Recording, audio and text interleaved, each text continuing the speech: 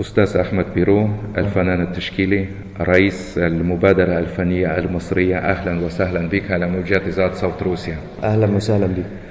أستاذ أحمد، حبذا لو تقدم لنا الفكرة المقتضبة عن الفن في مصر، خاصة الفن التشكيلي وخاصة بعد الثورة.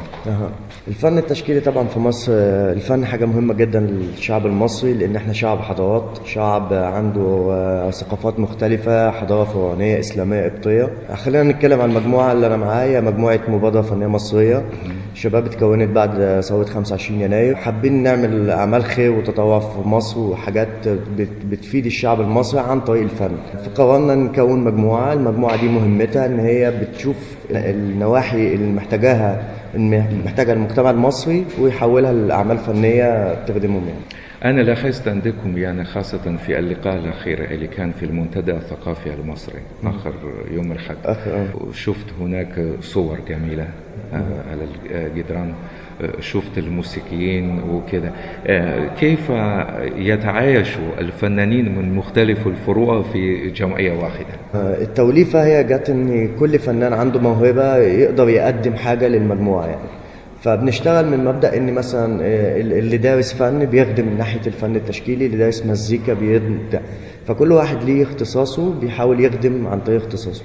اللوحات اللي حضرتك شفتها دي اعمال فنية اتسجلت في ثورة 25. احنا كنا جوه الميدان ورسمنا اللوحات دي واحتفظنا بيها، وقلنا ان احنا بعد كده دي حاجة زي توثيق لثورة 25 يناير عن طريق الفن التشكيلي. الفن رسالة مباشرة للناس كلها.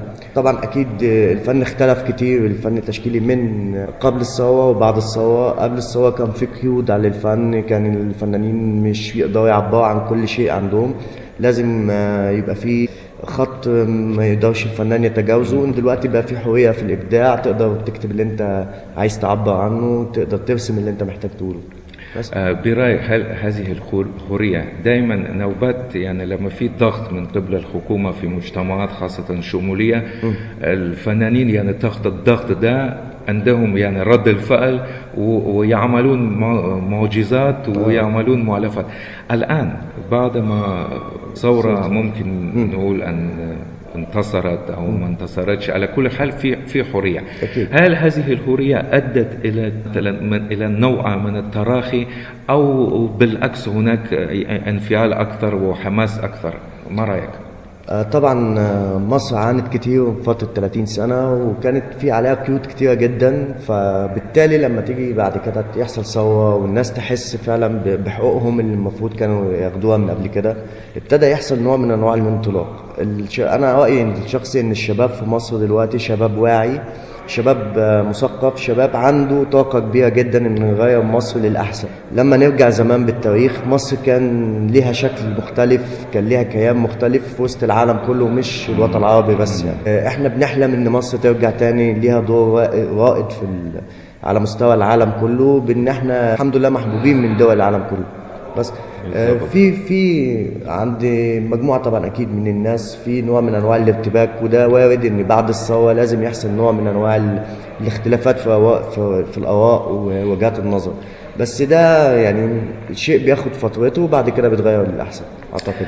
عندكم الصفحة على فيسبوك أكيد الفنية المصرية أكيد تقريبا، ممكن تسلط الضوء على آخر نشاطات اللي عملتم خلال السنة؟ كان بروجرام، هناك جداريات، هناك حاجات، هناك احنا طبعا كمجموعة أقوى فعاليات عملناها، احنا اشتغلنا من بعد ثورة 25، فخلال السنة كان في فعاليات وأحداث عملناها مهمة جدا. أول حاجة اشتغلنا مع أطفال ذو احتياجات خاصة ومرضى عندهم كانسر سرطان. ابتدينا إن احنا نخلي الفن يعتبر علاج ليهم، فخلينا الأطفال المصابين دول يشتغلوا رسم ويحاولوا يطلعوا من الحالة دي، حالة المرض وكده. ودي الحاجة التانية، رسمنا جداريات جرافتي كبيرة جدا بتعبر عن ثورة 25، عن مصر، عن الشهداء. أستاذ أحمد، هل لكم الموقف السياسي المعين أما أنتم تفصلون نهائيا بين الفن والسياسة؟ لا هو طبعا احنا ما نقدرش نفصل ما بين الفن والسياسة، لان الاثنين وجهان لعملة واحدة. الفن بيعبر عن السياسة والسياسة بتعبر عن الفن الموجود في الفترة دي. الحاجة الثانية انا اقدر اقول ان اكيد طبعا بعد ماشي اوكي. الفن والسياسه وجهان لعمله واحده، والاثنين دول في بينهم كونتاكت كبير جدا. الفنان بيتاثر بالحياه اللي حواليه، وبالتالي ده بيأثر على شغله. اوكي. وصلنا لحد نقطه ان الفن والسياسه بيعبروا عن بعض. رأيي الشخصي طبعا ان اكيد الفنان بيتأثر بالحياه اللي حواليه وبالانفعالات والاحداث اللي حواليه، وده بيرجع طبعا يظهر في شغله. فرأيي ان اكيد طبعا في حاله من نقدر نقول التغيير، حاله من الارتباك شويه موجوده عند المجتمع المصري، بس ده بيخلي الفنان برضه يبقى عنده نيرف انه يرسم اكتر ويسجل احداث اكبر يعني. أستاذ أحمد، حضرتك رئيس المبادرة الفنية المصرية، لماذا كلمة مبادرة هنا؟ ليه هي كلمة مبادرة؟ لأن احنا المبادرة دي انطلقت بعد الثورة، فكانت فكرتها ان احنا عايزين نطور، نعمل أعمال خير وتطوعية تخدم المجتمع المصري بطريقة فنية. فمن هنا ظهرت كلمة مبادرة فنية مصرية، ان احنا بنبادر بعمل خير كبير ممكن يشترك فيه مجموعة فنانين شباب هاويين فن كده. طبعا لهذه المبادرة لها الخطط المستقبلية أكيد. ما في أحلامكم وخططكم؟ احنا دلوقتي بنعد المعرض دولي كبير اسمه معرض 25 يناير، هيبقى فيه أكبر كم عدد أعمال فنية اترسمت، أكبر معرض بصري اتعمل عن ثورة 25 يناير. الأعمال دي اتعرضت فعلا في كذا مكان.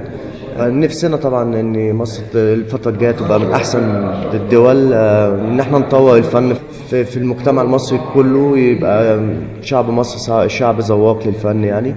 ان احنا نعمل تجميل للميادين، نعمل اعمال خيريه كتير في مستشفيات، ان مجموعتنا توصل لعدد كبير ويبقى بيشارك فيها كل شباب مصر تقريبا. أستاذ أحمد بيرو الفنان التشكيلي، شكرا جزيلا لك على هذه المقابلة. أشكرك جدا لك واللقاء ده. شكرا.